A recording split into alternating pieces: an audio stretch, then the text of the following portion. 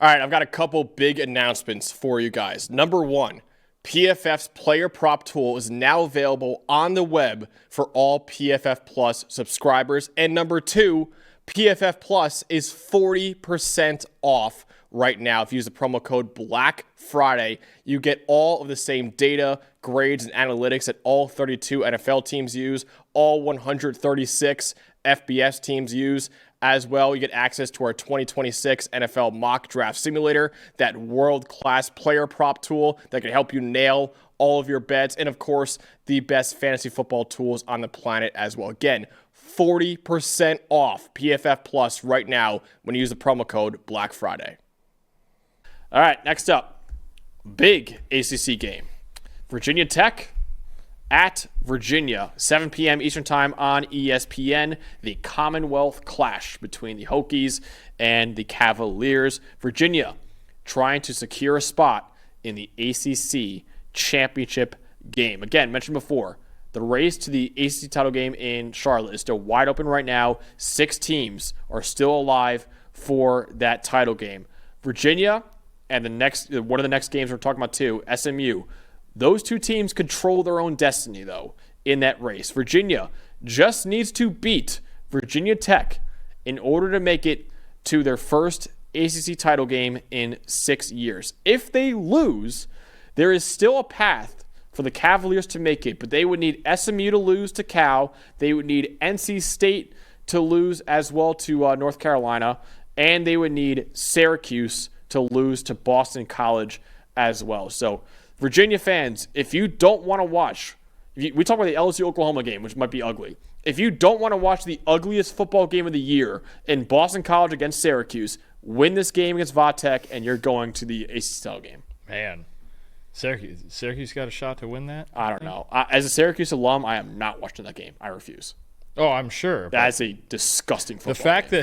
The fact that there are scenarios where that game matters. That game is extremely important. That's just awesome. Yeah. You got to love these 9-layered tiebreakers and everything we have going on here. But man, Boston College and Syracuse barn burner. We might have to put it on just for fun. Oh, you could do that, especially if it matters. But you're right. Virginia and SMU, they could make that game not important. That's for sure. They can make this ACC very, very simple. Just go out there and win. Virginia, you've been doing it all year. You've been finding ways to win. You've been beating good teams. People keep doubting you. We keep doubting you, and you just keep winning. And you know what? I think that's the fun of this 12-team playoff now, is that every year it feels like we're going to get 2 or 3 of these kinds of teams that just come out of nowhere, right? We got Arizona State last year. We're getting Virginia this year. I mean, you're just getting these Cinderella stories that, look, by the end of it, you have to sit here and say, hey, that's a pretty darn good football team. And they keep proving it week in and week out. They got to do it one more time against their biggest rival.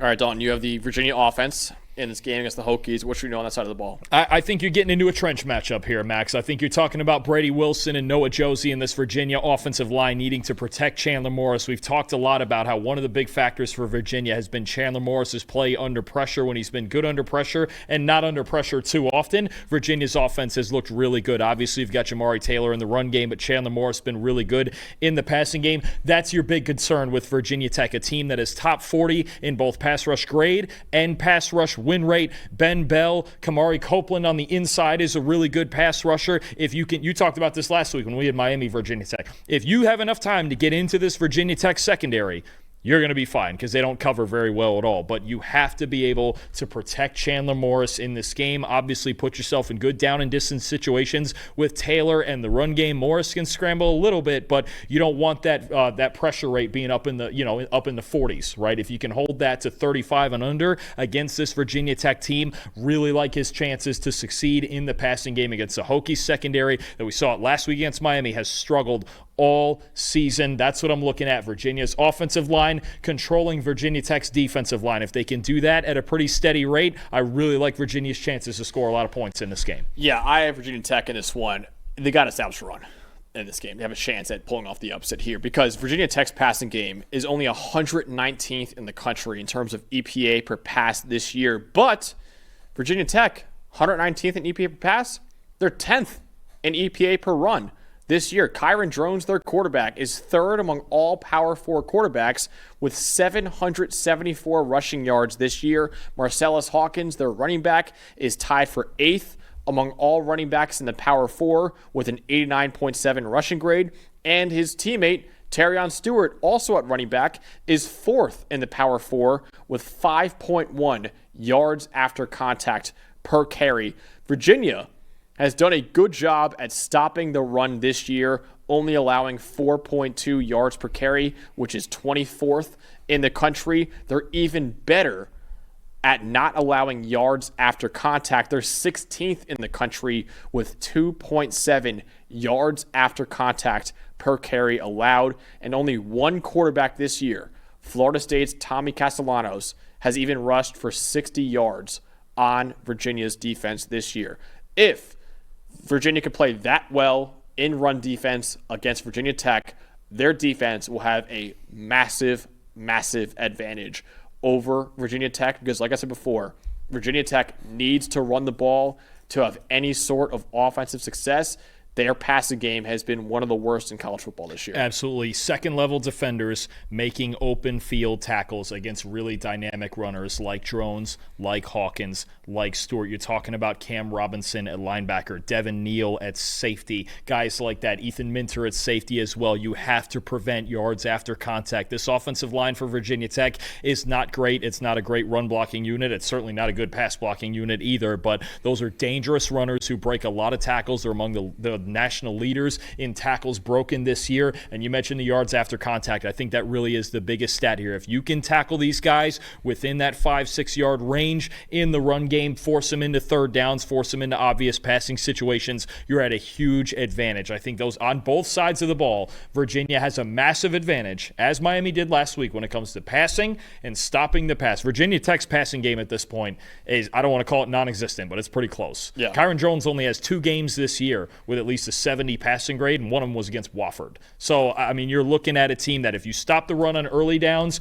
you don't miss too many tackles, Virginia's defense can put themselves in a really, really good spot. But as always, it comes down to second-level defenders, especially linebackers and safeties, stopping things in their tracks. All due respect to the Wofford Terriers, by the way, too. Well, of course. Yeah. But we're talking about Virginia Tech. Yeah. James Franklin as the head coach. Correct. We have standards here. Okay? Correct. Ultimately, Dalton, who wins the Commonwealth Clash? Will Virginia stamp their ticket to their first ACC title game in 6 years, or will Virginia Tech deliver a crushing blow to their arch rival? I do think, because A, Virginia's been playing close games all season, and B, this is another rivalry week type game where you just never know what you're getting. I do think this game is going to be kind of a phone booth battle. I do. I think Virginia Tech is going to come out and lay it on the line. And look, they want to prevent Virginia from going to the playoff and winning the ACC and doing all that. You're going to get the classic rivalry bit, but I do think Virginia at home is just a better, more well-rounded football team. I'm taking the Cavaliers 31-24.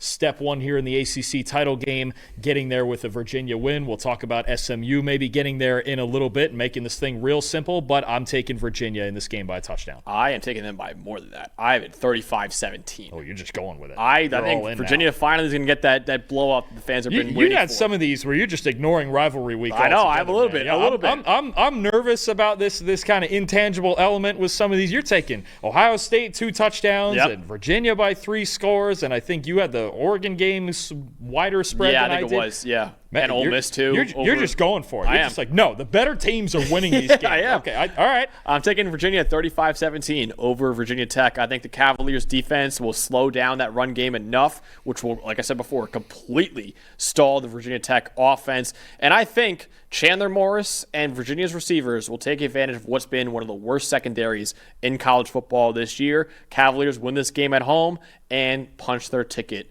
to the ACC championship game. All right,